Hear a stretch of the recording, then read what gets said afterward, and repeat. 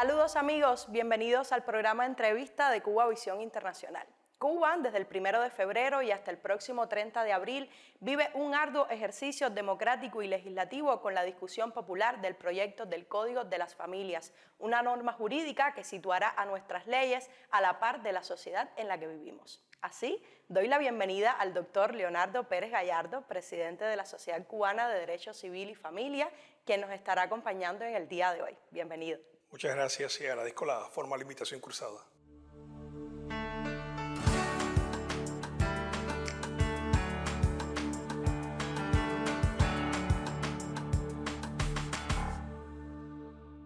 Profesor, le propongo que iniciemos situándonos en abril de 2019, con la aprobación de la Constitución de la República, una carta magna que, sin dudas, posicionó a los juristas a intentar reconfigurar las normas jurídicas que teníamos hasta entonces. ¿Cuánto entra en contradicción el Código de las Familias del año 75, vigente hoy, con la Carta Magna, la Constitución de la República, aprobada en 2019? Sí, la Carta Magna, o sea, la Constitución del 2019 es un parteaguas en la sociedad cubana. Y ese parteaguas toma especial consideración en materia de derechos de las familias, precisamente porque en el título 4, dedicado a los derechos, deberes y garantías, al incluir un capítulo 3 en el que utiliza el plural relativo a familias, reconoce derechos en el ámbito familiar y reconoce derechos a partir del principio de pluralidad familiar y además dándole un trato paritario al matrimonio y a la unión de hecho como fuentes en las cuales se abreva para constituir diversos modelos familiares. Esa pluralidad del artículo 81 pues en nada se aviene a ese carácter monocrómico que tiene la regulación de la familia en el Código del 75. Fíjese que ahí utilizo el singular. El Código de 1975 está pensado para una familia esencialmente matrimonial, o bien porque formaliza el matrimonio o porque ese matrimonio se reconoce judicialmente y la unión de hecho se convierte en matrimonio para que tenga tutela jurídica.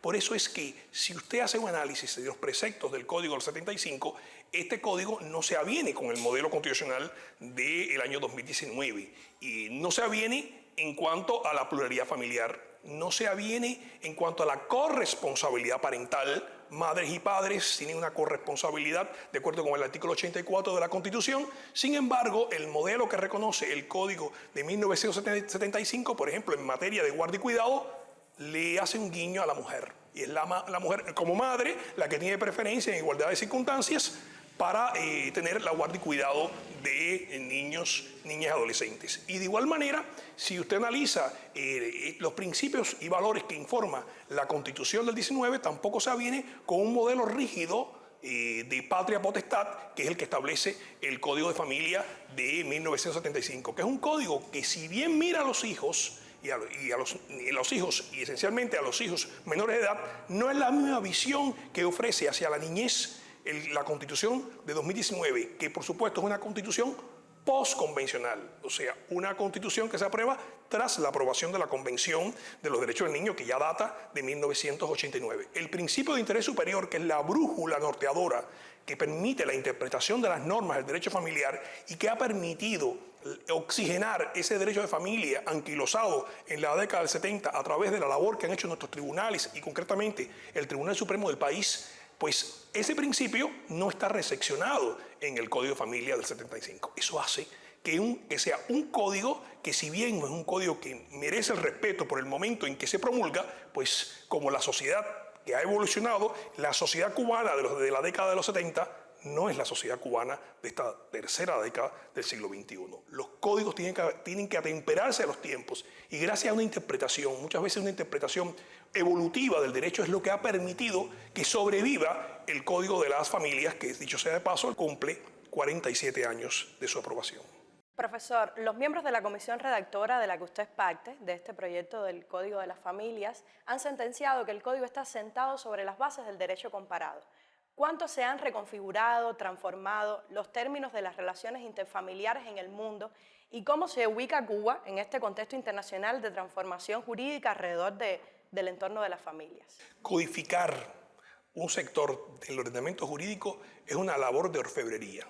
O sea, la comisión está integrada por orfebres jurídicos, en la cual hemos tomado, digamos, piedras preciosas de cada ordenamiento jurídico, lo que resulte más apropiado a la idiosincrasia, a los principios. Se ha buscado aquellas normas jurídicas más cercanas a las nuestras, pero que han evolucionado en el derecho.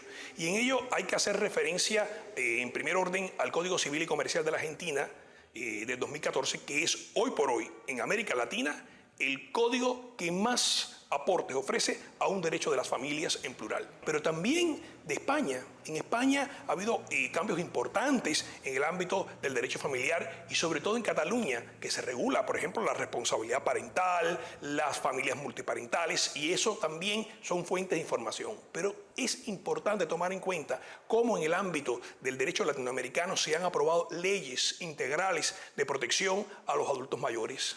O sea, leyes ad hoc, leyes que regulan un sector del derecho a familia. No lo han llevado a codificar, pero sí un sector del derecho a familia. Leyes sobre protección integral de la niñez. ¿Por qué? Porque en América Latina, en ese orden, en el orden normativo, han intentado reseccionar los principios y valores de la Convención. Todos los países latinoamericanos han ratificado la Convención sobre los Derechos del Niño y en el caso cubano, pues nuestro Código de Familia, pues lo que se ha hecho, como le explicaba, era interpretar el Código de la Familia de acuerdo con esos principios y valores que reconoce la Convención. Pero sin duda se abreva, y se abreva no solamente del derecho hispánico.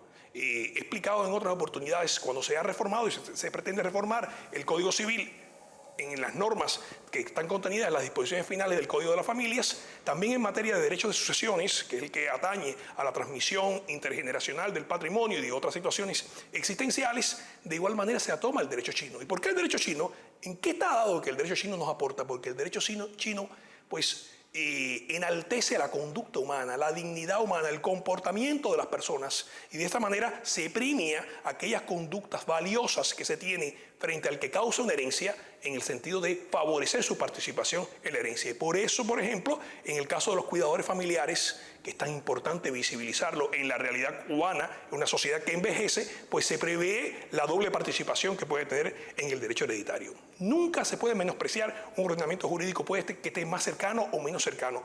Todos aportan en la construcción del derecho porque vivimos en una aldea global. En la presentación del proyecto se ha explicado cómo la protección a la infancia, los derechos de las niñas y los niños, transversaliza todo el proyecto del nuevo Código de las Familias. ¿Cuán respetuoso es este nuevo proyecto que debatimos hoy con esa convención que Cuba firmara en la década del 90 de Naciones Unidas, la Convención de Derechos de las Niñas y los Niños? Cuba fue uno de los primeros países que ratificó la Convención sobre los Derechos del Niño.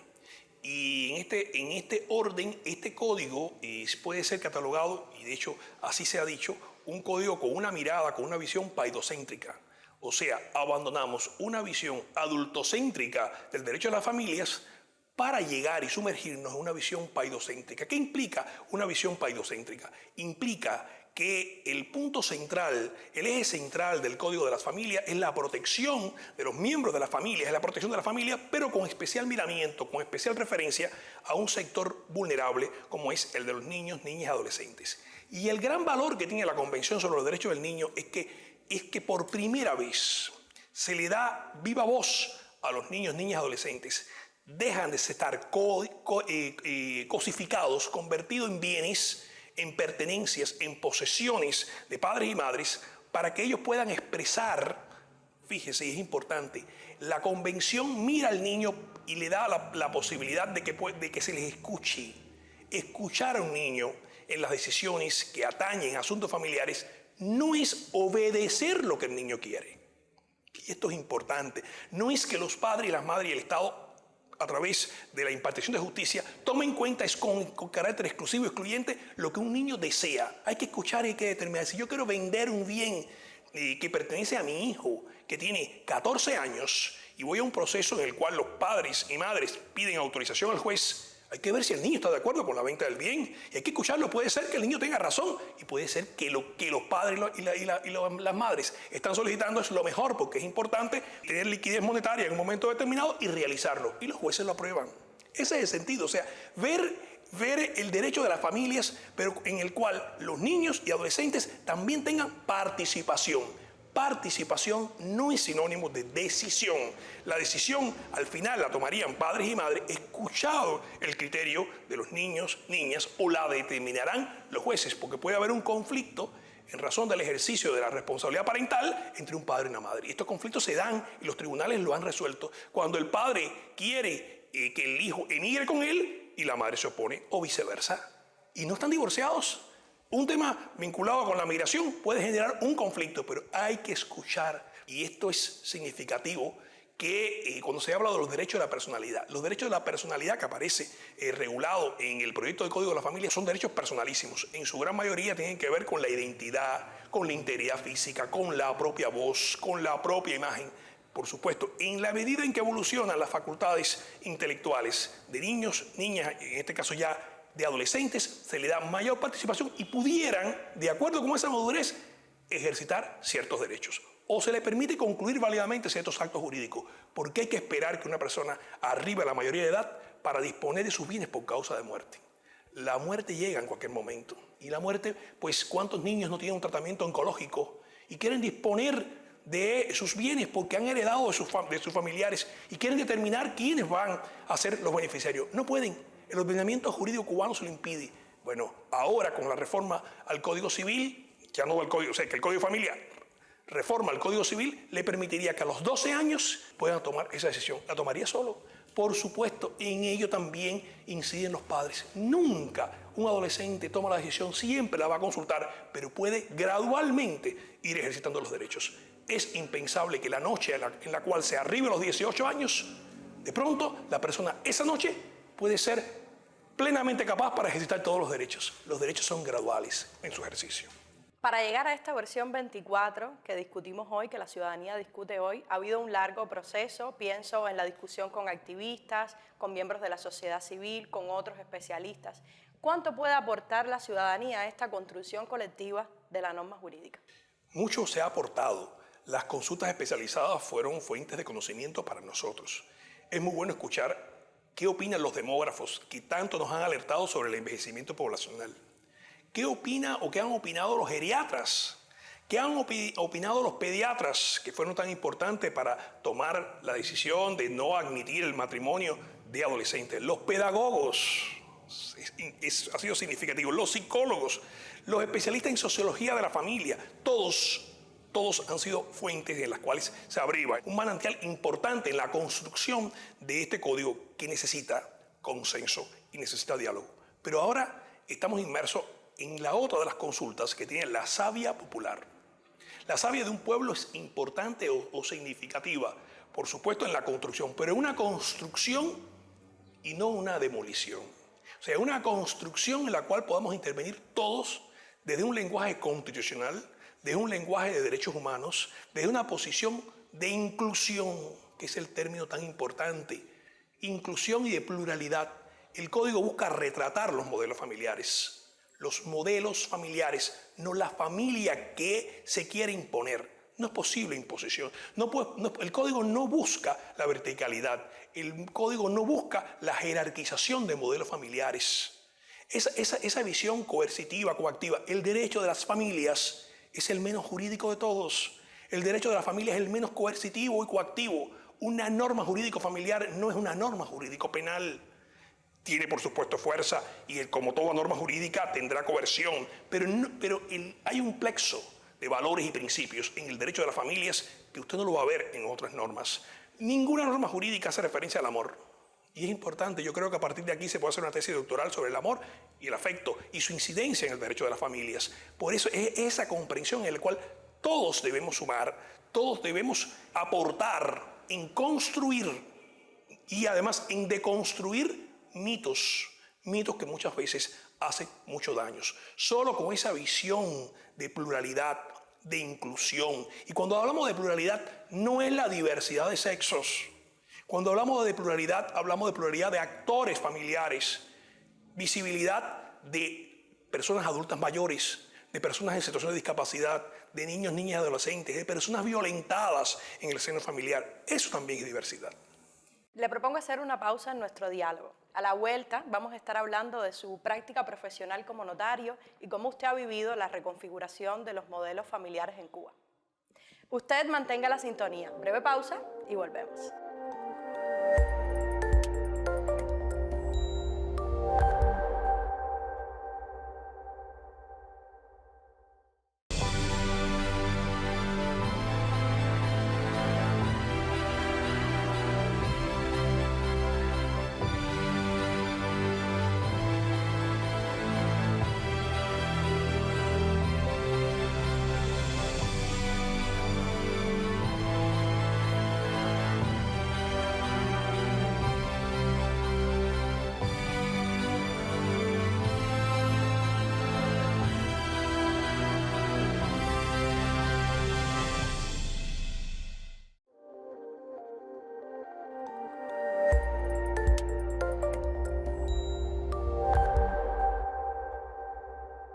Retomamos nuestro diálogo con el doctor Leonardo Pérez Gallardo, presidente de la Sociedad Cubana de Derecho Civil y Familia, a propósito del proyecto del Código de las Familias que se discute en consulta popular en Cuba hasta el próximo 30 de abril. Profesor, decíamos antes de la pausa que nos interesa su visión profesional como notario. ¿Cómo usted ha vivido la reconfiguración de los modelos de familia en Cuba?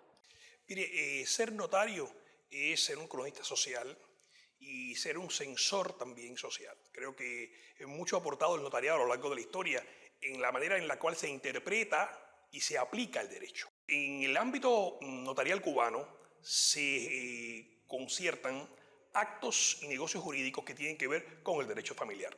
Quizás Cuba sea uno de los países que más aporte ha ofrecido en el ámbito del derecho, de lo que se haya denominado derecho notarial familiar. Y aquí, por ejemplo, Cuba fue el primer país del mundo que reguló el divorcio entre notarios. Esto nos da la medida que muchas de las fórmulas que están incorporadas en ese proyecto de Código de las Familias o de las que pretende también incorporarse en la reforma inminente al Código Civil es el resultado de ese laboratorio jurídico que son las notarías. La protección de las personas adultas mayores.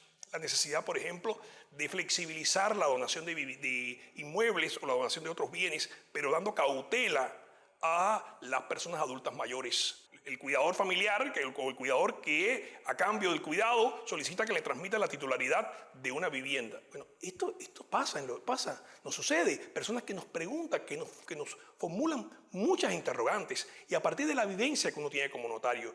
Y las personas, los amigos se conocen en la vida, pero los familiares se conocen en la herencia. Entonces, cuando llega el momento de la muerte, usted puede ver que familiares que tuvieron un comportamiento desleal frente al causante van a concurrir a la sucesión. ¿Cuántos actos de violencia intrafamiliar no suceden? Y esos actos de violencia intrafamiliar no son condenados. Por ejemplo, la violencia psicológica. La violencia psicológica no es condenada.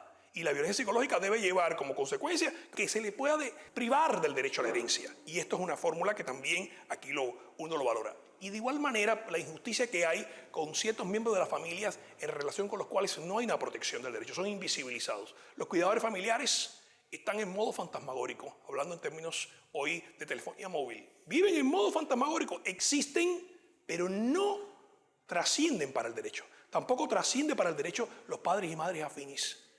Ojo, que en Cuba es un país en el que hay una alta tasa de divorcialidad, hay una alta tasa de consensualidad y las uniones de hecho, como uniones de hecho, no tienen protección desde el punto de vista jurídico. Las uniones de hecho, estoy hablando de uniones de hecho, sean del mismo género o de diferentes géneros. Como unión de hecho no tiene protección. Y los padres y madres afines no tienen derechos de ningún tipo. Entonces, esto nos lleva a repensar desde un lenguaje de derechos humanos cómo podemos incluir y cómo podemos visibilizar y darle una tutela o una protección. También importante, los abuelos y abuelas. Sin ellos no somos los que estamos hoy día. Son ellos la simiente del conocimiento, de la sapiencia. Son ellos los que nos han transmitido tradiciones, costumbres, afectos. En el regazo de nuestros abuelos hemos vivido todos. Y ellos nos han mimado, nos han formado, pero la expresión, el término abuelo y abuela, 4 veces aparece en el Código de Familia del 75. Por lo tanto, hay que visibilizar y potenciar. Ojo, potenciarlo siempre y cuando se le dé el rol que le corresponde a abuelos y abuelos en la formación de nietos y nietas. La titularidad de la responsabilidad parental es exclusiva de padres y madres. Complementan, ayudan, forman, pero no pueden, bajo ningún concepto, cegar el valor que tienen los padres y madres en esa formación. El proyecto de código, a pesar de reconocer la diversidad familiar, no impone modelos de familia, no fabrica nuevos modelos de familia. ¿Cuán respetuoso es este proyecto del Código de las Familias con la laicidad del Estado cubano? Sí. Este es un principio que está enunciado y reconocido en la Constitución de la República de Cuba. Cuando el legislador infraconstitucional, que es el que le corresponde, en este caso, regular las normas del derecho de las familias, va a construir un código familiar, tiene que construirlo sobre la base de la laicidad. La laicidad es un principio básico, por lo tanto, por ello es que se apuesta por esa pluralidad.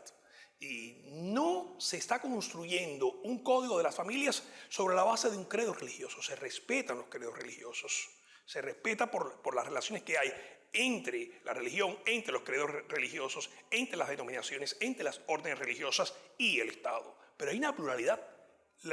Ya lo decía don Fernando Ortiz en su expresión de que la nacionalidad cubana es un gran ajiaco. Y en ese gran ajiaco están también los distintos credos y el sincretismo religioso de la sociedad cubana. Y a partir de ahí, lo que se busca es dar cobertura o protección a realidades o construcciones familiares. Las construcciones familiares, científicamente hablando, las ha aportado la sociología de la familia. Son los sociólogos en sus estudios los que hablan de la existencia de esas construcciones familiares. La convivencia a la cual se refiere el Código de la Familia es esencialmente una convivencia afectiva, no una convivencia física. ¿Cuántos matrimonios y cuántas uniones de hecho no han superado la separación a la distancia, teniendo en cuenta el número importante de familias transnacionales que hay en este país? Por lo tanto, esa es una visión que se busca en ese código. Retratar en un atlas, recordemos nuestros conocimientos de geografía, un gran atlas, pero es un atlas en el que se va a expresar la realidad sociofamiliar cubana, que dicho sea de paso, no siempre es tan uniforme, no es lo mismo el comportamiento de todos estos índices, parámetros en el oriente del país que en el occidente del país. Esto es importante a la hora de que todos se sientan reflejados y se sientan reflejados los modelos familiares.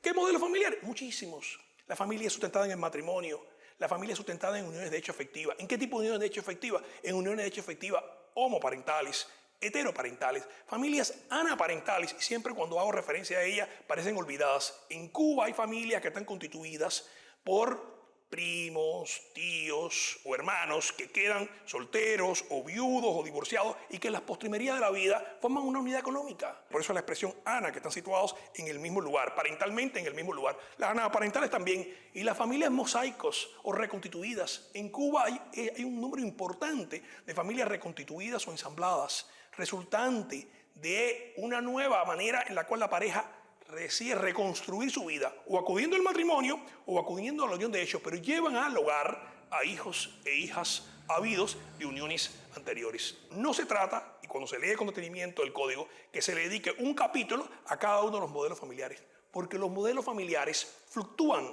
En la historia de vida, en la historia vital, uno puede constituir un modelo familiar y devenir otro modelo familiar y morir en una situación jurídica. Puede ser que haya personas que siempre apostaron por la unión de hecho y en los últimos años de su vida decidieron formalizar matrimonio. Y en la juventud, con ese carácter bohemio de la juventud romántico, veían el matrimonio como un vínculo que les ataba. No se puede tampoco temer al matrimonio. El matrimonio fortalece, el matrimonio también es una institución jurídica que da garantías porque crea un vínculo jurídico. Es una alternativa. Como también es una alternativa válida, pues apostar por la unión de hecho efectiva. Hemos informado que el proceso de consulta popular del Código se va a extender hasta el 30 de abril. Pero yo le propongo que marquemos con pautas y apuntemos hacia qué nos separa de una aprobación o no de este proyecto del Código de las Familias. Estamos en el primer mes de este íter, que es la consulta popular. 1 de febrero hasta 30 de abril. Tras la consulta popular y en la medida que se vayan recibiendo las consideraciones, modificaciones, adiciones al Código de las Familias, pues la comisión pues adaptará la versión 24 y construirá una versión conforme a estos criterios. No quiere decir, y esto es importante, la consulta popular no es necesariamente vinculante. En la consulta popular puede haber criterios adversos, criterios favorables, criterios que pueden ser contradictorios, pero también, por supuesto, criterios muy valiosos que serán pensados, razonados, discutidos en el seno de la comisión. No implica que todo lo que se diga se va a incorporar, porque puede ser que A quiera regular un derecho que B, pues al contrario, prevé su supresión. O sea, hay un momento de racionalidad del pensamiento para determinar qué se va a incorporar y además, algo importante, lo que se pueda incorporar o suprimir siempre sobre la base de esa gran sombrilla o paraguas, diría yo, que es la Constitución. Toda la regulación tiene que seguir siendo, por supuesto, constitucional. Tras esa reconstrucción de la versión 24, pues se llevará a la Asamblea Nacional y será la Asamblea Nacional quien aprobará la versión definitiva que será sometida al referéndum. El referéndum sí es vinculante y a partir del resultado del referéndum quedaría aprobado o no el Código de las Familias. Usted ha hecho alusión a lo largo de todo este diálogo al referente socioafectivo del proyecto de código. ¿Por qué el código apunta hacia lo socioafectivo y no necesariamente a lo biológico? Usted recuerda cuando estudiamos matemáticas que nos explicaban lo que era el mínimo común múltiplo, ¿verdad? A mí me encantaban mucho las matemáticas y los que participamos en la comisión del Código de las Familias estamos despejando ecuaciones sociales. Las ecuaciones sociales son más difíciles que las ecuaciones trigonométricas, porque a diferencia de las ecuaciones matemáticas, aquí el resultado no está ya predeterminado. Entonces, en ese orden, el mínimo común múltiplo de todas las construcciones familiares es el afecto. El artículo 82 de la Constitución cubana quizás es el primer artículo en una constitución iberoamericana que lleva a ese plano el afecto. Dice que las familias se pueden constituir sobre la base del matrimonio o sobre la base de las uniones de hecho, pero siempre que van a tener, todas las construcciones familiares van a tener como denominador común el afecto. El afecto es una categoría en la cual muchos han aportado los psicólogos, una categoría desde la psicología, pero que trasciende el derecho. Y es importante acotar que no es la primera vez que el afecto se estudia y que el afecto trasciende. Cuando explicamos el matrimonio, lo explicamos sobre la base del afecto. Pero cuando explicamos los órdenes hereditarios, o sea, la manera en la cual se acude a la herencia, se acude sobre los afectos. Y siempre le hemos explicado a los alumnos que desde Roma los afectos descienden, ascienden y se extienden. Por eso primero heredan los hijos, después heredan los padres y abuelos y por último heredan los hermanos y los colaterales. Pero el código rupturista en este sentido le da mayor trascendencia al afecto. Ojo, mayor trascendencia al afecto que el que tenía. No es que tenga mayor trascendencia que la sangre. La sangre sigue siendo importante. Hay un parentesco consanguíneo importante, significativo. Lo que a la par de la sangre está el afecto. Y no es cualquier afecto, es un afecto afincado, un afecto en el cual hay una posesión, por ejemplo, de estado, de hijo, o una posesión de estado de padre, por eso es que se habla de un parentesco socioafectivo. Por ello, de igual manera, en la adopción, a lo largo de la historia, la adopción también está sustentada en el afecto, porque se va a afianzar esa relación paternofilial, que por supuesto, o maternofilial, esa relación parental que se constituye en un momento inicial de independencia de la edad que tenga ese hijo o hija adoptivo. Y después el vínculo afectivo. Los padres van afincando esos vínculos afectivos con sus propios hijos biológicos. Hay quien construye la familia sobre la base exclusiva de la sangre, pero hay quien ha construido su familia sobre la base de un vínculo socioafectivo. Tan importantes son mis padres biológicos como quienes me criaron, me educaron, me formaron y sin tener el vínculo sanguíneo como cordón umbilical, me transmitieron los valores más importantes de mi vida. Tenemos que, a la par de darle valor y trascendencia al ADN, junto al ADN está la manera en que las personas afianzan el amor y el afecto en las relaciones familiares. Agradecemos su presencia en entrevista y agradecemos este diálogo con usted. Para mí ha sido un placer. Y contamos con su presencia también en otros espacios informativos de Cubavisión Internacional. A su disposición. Gracias a usted por la sintonía. Manténgase informado. Nos vemos la próxima semana.